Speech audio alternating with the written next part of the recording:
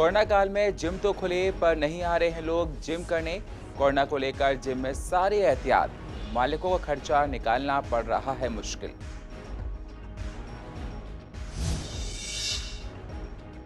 Corona काल में नहीं खुले अभी स्कूल। पेरेंट्स का कहना है कि बच्चों को स्कूल भेजना खतरे से भरा हुआ। कोरोना को लेकर बच्चे नहीं बरत पाएंगे सावधानियां। शकरपुर मेन मार्केट के दुकानदारों के लिए नाला बना मुसीबत।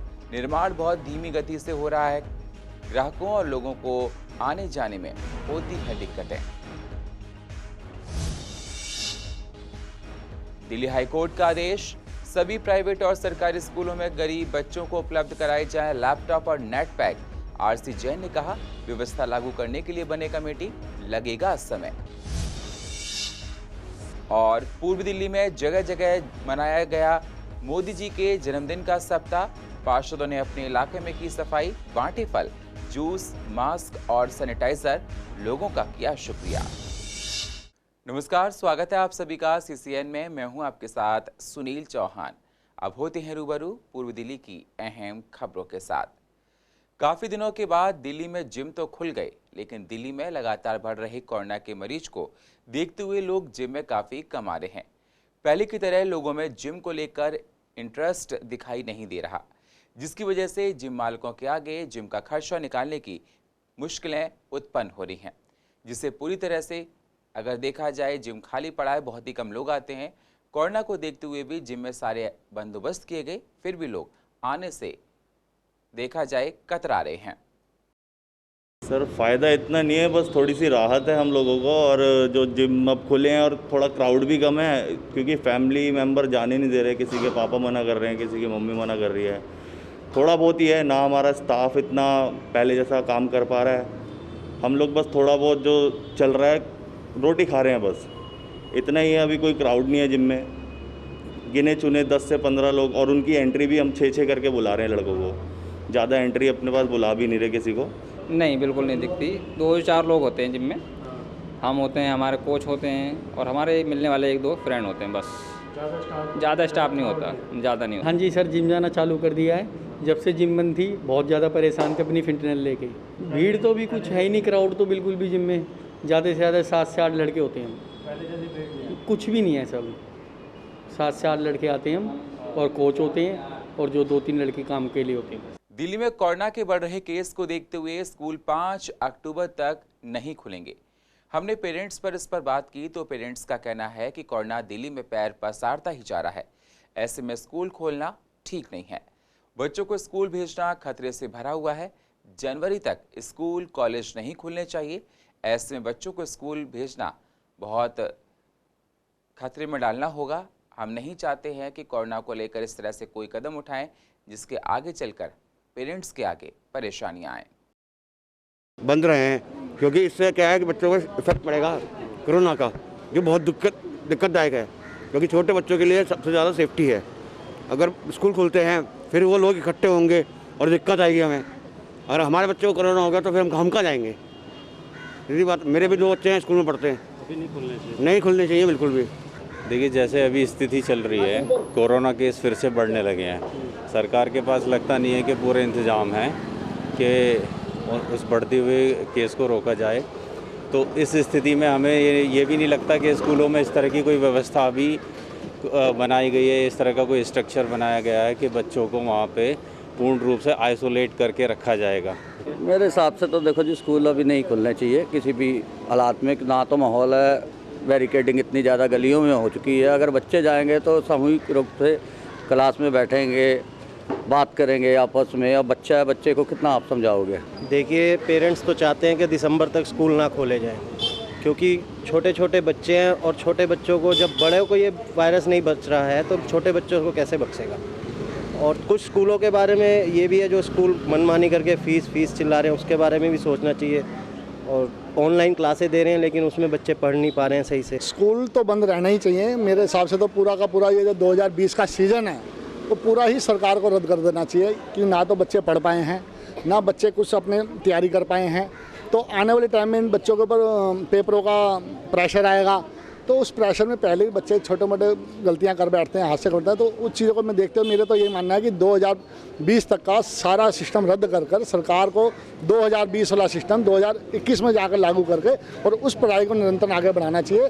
पेरेंट्स का ये मानना है स्कूल खोलेंगे तभी भी नहीं भेजेंगे, तो न जाने रोज़ नई नई तारीखें क्यों आ रही है। जो बड़े बच्चे हैं यूजीसी की गाइडलाइन ऑलरेडी है कि जनवरी तक कोई स्कूल कोई कॉलेज नहीं खुल रहा है, कोई यूनिवर्सिटी नहीं खुल रहा है। तो मुझे लगता है कहीं ना कहीं सरकार के पास केवल जो लॉबी है प्राइवेट स्कूल का, उनका ही प्रेशर है कि नई नई तारीखें दे रहे ताकि फ़ीस निकलती आए बच्चों के पेरेंट्स से।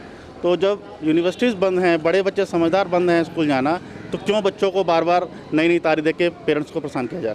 दिल्ली हाई कोर्ट ने प्राइवेट और सरकारी स्कूलों को निर्देश दिया है कि वो गरीब छात्रों के लिए लैपटॉप और नेट पैक मुहैया कराए। गैजेट्स की कमी की वजह से बच्चों को पढ़ाई में प्रॉब्लम्स आती हैं और उनको जो गरीब बच्चे हैं उनको हीनता भरी भावना से भी देखा जाता है। इस पर आरसी जैन ने कहा कि ऐसा करने के लिए बहुत समय चाहिए, क्योंकि ये भी देखना होगा कि कहां कहां लैपटॉप और नेट पैक देना है। अधिकतर परिवार अभी स्कूल की फीस देने के लायक नहीं है। इस समय सभी बच्चों को ऑनलाइन क्लासेस के लिए लैपटॉप और नेट पैक की ज़रूरत है। इस पर कमेटी बनाकर काम करने की भी ज़रूरत है।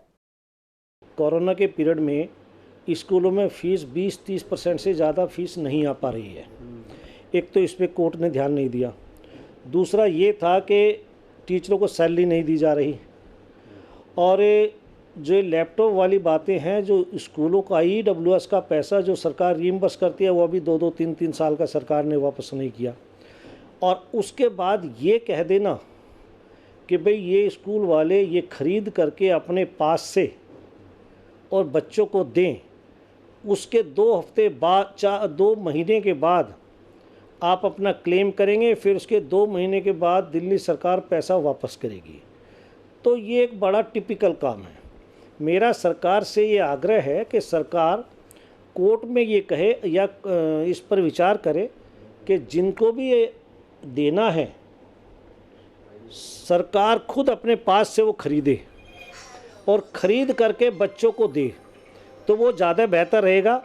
नहीं तो ये प्रोसेस बहुत लेंथी हो जाएगा। और या फिर स्कूलों को सरकार एडवांस करे कि भई हम आपको पहले इतना पैसा एडवांस देना है, इससे आप ये ख़रीद के और दें। और दूसरा एक चीज़ और भी मेरा सवाल है कि इसमें खाली EWS के बच्चे नहीं होने चाहिए। पूर्व दिल्ली के शकरपुर मेन मार्केट के कारोबारियों का कारोबार पहले कोरोना की वजह से ठप था, अब नाले की वजह से ठप पड़ा है। दुकानदारों का कहना है कि नाले बनाने की रफ्तार बहुत धीमी है, जिसकी वजह से दुकानदारों के साथ यहां से निकलने वाले लोगों को तमाम परेशानियों का हर रोज सामना करना पड़ता है। नाले की वजह से शकरपुर मेन मार्केट की सड़क पर गंदा पानी फैल जाता है, जिससे बीमारियों का खतरा भी उत्पन्न हो रहा है। दुकानदारों का कहना है कि काम की रफ्तार बहुत धीमी है, जिसको लेकर हम लोग कई बार इलाके के सांसद, विधायक, पार्षद से शिकायत कर चुके हैं, पर कोई सुनवाई नहीं है। दुकानदारों का कहना है कि पहले कोरोना की वजह से कारोबार ठप था, अब इसकी वजह से काम धंधा चौपट हो गया है। ये जो नाला है पिछले 3 महीने से टूटा पड़ा है और इसकी हमने कंप्लेंट कई जगह लगा भी दी, अखबार में भी आ गया, 2 बार कटिंग निकल गई और इसमें सरिये लोहे के खड़े करके छोड़ रखे हैं। कोई इसमें गिर जाए, कोई एक्सीडेंट हो जाए, इसकी कोई जिम्मेदारी नहीं है किसी प्रकार की। हमने हर जगह कोशिश करी, सबको फ़ोन करा कि ये नाले का काम करा जाए ठीक से। ये कहते हैं कि ट्रांसफार्मर के वजह से नाला रुका हुआ है, हमें परमिशन नहीं मिल रही। कभी हम रोड पूरी तोड़ के छोड़ दी है, कचरा सारा बाहर निकाल के छोड़ दिया है, लोगों को आने जाने में बड़ी परेशानियाँ हो रही हैं। ये नाला खुद गया, दुकानदार के पास तो पहले बिजनेस नहीं था, नाला खोद दिया, रास्ता बंद हो गया, आने जाने कस्टमर बिल्कुल ही बंद हो गया। एक भी कस्टमर पार कैसे करेगा?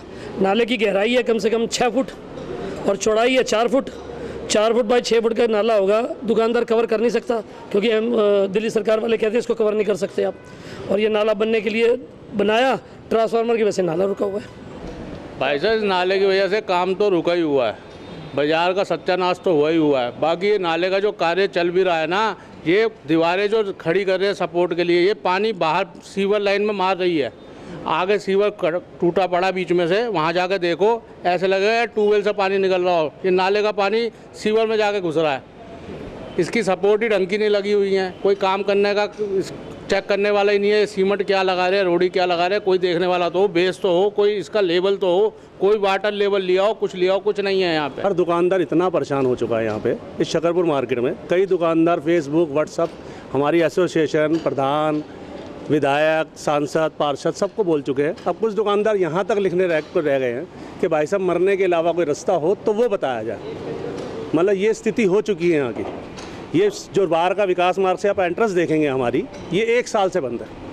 ये हमें समझ नहीं आ रहा इसका कार्य हो रहा है या विकास शकरपुर मार्केट को बर्बाद करने के लिए कार्य हो रहा है। वो आज तक ठीक नहीं हुआ। पार्षद बदल गए, सांसद बदल गए, विधायक बदल गए, पर कार्य नहीं बदला। ये नाले की हालात आप देख रहे हो, मच्छर, बीमारी का कोई नहीं। स्वच्छ भारत ये हो रहा है हमारे सामने। पीएम मोदी के जन्मदिन पर सेवा सप्ताह मनाया जा रहा है। इसी को देखते हुए गीता कॉलोनी में पार्षद नीमा भगत ने डस्टबिन का वितरण किया है, जिस दौरान लोगों की समस्याओं को भी सुना गया। पार्षद नीमा भगत ने कहा कि हम लोगों को अपने इलाके में साफ सफाई रखनी चाहिए, कूड़े को इन डस्टबिन में डालो। हमारे देश के प्रधानमंत्री स्वच्छ भारत को आगे बढ़ा रहे हैं। इस अभियान में हम सब लोगों को जुड़ना है, सभी लोगों को मिलकर इलाके को साफ सुथरा भी रखना है। और आज छठा दिन है। कंप्लेंट्स जहाँ तक सुनने की बात है, मेरा पहला काम लोगों की कंप्लेंट सुन के उसको दूर करना ही है, तो वो मेरी फर्स्ट ड्यूटी है। दूसरा, हम लोगों ने, क्योंकि मोदी जी ने एक स्वच्छता अभियान लेके जब उन्होंने शपथ ली थी तो 2 अक्टूबर को और 15 अगस्त को उन्होंने एक स्वच्छता अभियान का एक वो लिया था। उसी लिए हम हर समिति पे, हमारे वहाँ 50 समितियाँ हैं, हर समिति के लोगों को ये बाल्टियाँ बांट रहे हैं ताकि वो अपने डस्टबिन में ही कूड़ा फेंकें और हम लोग वहाँ से उठा लें, ताकि लोगों के दिमाग में एक मैसेज जाए कि स्वच्छता ही मेन है। अपने हर समिति अध्यक्षों को जो है हम लोग 10-10 डस्टबिन दे रहे हैं, जो कि जो है वो क्षेत्र में अपना वितरित करेंगे और लोगों में एक संदेश देंगे कि जो है अपने आसपास कूड़ा ना फैलाएं और स्वच्छता रखें। तो कहीं ना कहीं जो है मेरा देश अपने एक सही रास्ते पे अग्रसर हो रहा है। भारत के यशस्वी प्रधानमंत्री नरेंद्र मोदी जी के जन्मदिन के उपलक्ष्य पर मनाए जा रहे सेवा सप्ताह के अंतर्गत आज पूर्व दिल्ली के सांसद गौतम गंभीर ने लगभग 5000 जरूरतमंदों को राशन किट और लगभग 1200 वरिष्ठ नागरिकों को छड़ी वितरण करने हेतु लोकसभा क्षेत्र के अंतर्गत सभी मंडल अध्यक्षों को किट बनाकर सौंपी है। इसमें कल सांसद कार्यालय और आज मयूर विहार जिले में बुजुर्गों को छड़ी प्रदान की गई। शादरा जिले के दीपक गाबा और मयूर विहार जिले के अध्यक्ष विनोद बछेती भी इस दौरान मौजूद रहे। सांसद गौतम गंभीर ने सभी मंडल अध्यक्षों से निवेदन किया ये सभी किट जरूरतमंदों तक सोशल डिस्टेंसिंग के नियमों का पालन करते हुए जल्द से जल्द पहुंचाई जाए। सांसद ने यह भी कहा कि इस पूरे सप्ताह मंडल से लेकर बूथ स्तर तक प्रत्येक कार्यकर्ता अपने क्षेत्र में सेवा के अलग अलग काम कर रहे हैं, चाहे वो अस्पताल में फल वितरण हो, बच्चों को पुस्तक उपलब्ध कराना हो, रक्तदान या फिर कोई और अन्य सामाजिक कार्य। इसी क्रम में हमारे द्वारा एक छोटा सा प्रयास हम लोगों को खुशी दे रहा है। सेवा कार्य से जुड़कर माननीय प्रधानमंत्री जी का देश सेवा ही संकल्प के नारे को सार्थक करने में मैं अपनी छोटी सी भूमिका निभा पाया हूं, इसका मुझे गर्व है। देखिए, पिछले 2 दिन में हमने 5000 राशन किट और बाकी छड़ियाँ, मास्क, हर तरीके से चीज़ें बांटी। जैसे हमने बात करी सेवा सप्ताह की, हम कोशिश करें ज़्यादा से ज़्यादा लोगों की ज़िंदगी टच कर सके, ज़्यादा से ज़्यादा लोगों को सुविधाएं दे सके, जिस भी तरीके की सुविधाएं हम दे सकते हैं। तो जैसा आज हमने बात करी कि राशन किट बांट चुके हैं, सैनिटाइजर्स बांट चुके हैं, फेस शील्ड बांट चुके हैं, तो जिस तरीके से बुजुर्गों को जो सबसे ज़्यादा ज़रूरत है वो छड़ियों की ज़रूरत, तो आज हमने छड़ियाँ बांट के उनको सपोर्ट करने की कोशिश की। देखिए, अगर आप इस तरीके की कंट्रोवर्सी करना चाहते हैं, इस तरीके की, अगर आप हमारे प्रधानमंत्री जी के जन्मदिन पर ऐसी बात करना चाहते हैं, जब आप देखते हैं कि जो बाकी प्रधानमंत्री हुए हैं उनके दिन किस तरीके से रखे गए, तो ये उनकी सोच दर्शाता है कि आप कितनी नीची सोच तक जा सकते हैं। किसी के जन्मदिन के दिवस पे भी, वो भी प्रधानमंत्री जी जिनको इस देश का इतना बड़ा समर्थन मिला है, पूरी दुनिया ने उनको प्यार की, उसके बावजूद अगर आप इस तरीके की हरकत करते हैं तो वो बहुत ख़राब हरकत है। इस तरीके की पॉलिटिक्स नहीं होनी चाहिए। गाजीपुर में आवारा पशु के जमावड़े से लोग काफ़ी परेशान हैं। सड़क के बीचों बीच में गाय बैठ जाती हैं, जिसकी वजह से लोगों को गाड़ी चलाने में डर लगता है और कई बार तो हादसे भी हो गए हैं। कई बार हादसे हो चुके हैं और इस बार हादसे होने का डर लोगों के मन में रहता है। इलाके के लोगों का कहना है कि हम इसकी शिकायत प्रशासन से कई बार कर चुके हैं, पर प्रशासन इस पर कोई कार्रवाई नहीं करता है और हम लोग परेशान हैं। वहीं पूर्व दिल्ली के कई और इलाकों में सेवा सप्ताह का अंतिम दिन मनाया गया, जहां पर लोगों को मास्क और सैनिटाइजर का वितरण किया गया। पार्षद कंचन महेश्वरी ने अपने इलाके में, श्याम सुंदर अग्रवाल ने भी अपने इलाके में आज बहुत सारे लोगों के साथ मिलकर इस सप्ताह को मनाया। कंचन महेश्वरी ने स्वच्छता को लेकर एक संदेश दिया और कहा कि साफ सफाई के लिए लोगों को आगे आना चाहिए। और आपको बता दें, जिस दौरान फल, जूस का वितरण, तुलसी का वितरण और गलियों की साफ सफाई की गई और जिन लोगों ने इस पूरे सप्ताह में सहयोग दिया उनका शुक्रिया भी अदा किया गया है। तो यहाँ से निकलने वाले रिक्शा चालक हैं, मजदूर भाई हैं, सबको सैनिटाइजर और मास्क का वितरण किया जा रहा है। यहाँ पे बहुत बड़ी संख्या है। जो लोग मास्क खरीद नहीं सकते, सैनिटाइजर खरीद नहीं सकते, आदरणीय प्रधानमंत्री श्री नरेंद्र मोदी जी के जन्मदिन के उपलक्ष्य में आज छठे दिन हम लोग सभी जरूरतमंद लोगों को मास्क और सैनिटाइजर बांट रहे हैं। सभी का बहुत बहुत धन्यवाद। साथ में मिलकर जिस तरह से सहयोग दिया है, उनका सहयोग आदरणीय है, सम्मानीय है और वो उन्हें किसी तरह से आगे भी सहयोग करते रहेंगे। और कल मोदी जी का ये सेवा सप्ताह का अंतिम दिन है, तो सभी को मिलकर ज़्यादा से ज़्यादा सेवा कार्य करेंगे। और पूर्व दिल्ली की अधिक जानकारी के लिए आप YouTube पर जाकर CCN को सब्सक्राइब करें और फ्रेश अपडेट लेते रहें। और फिलहाल पूर्व दिल्ली खास में इतना ही। बाकी खबरों के लिए आप बने रहिए CCN के साथ। तब तक के लिए नमस्कार।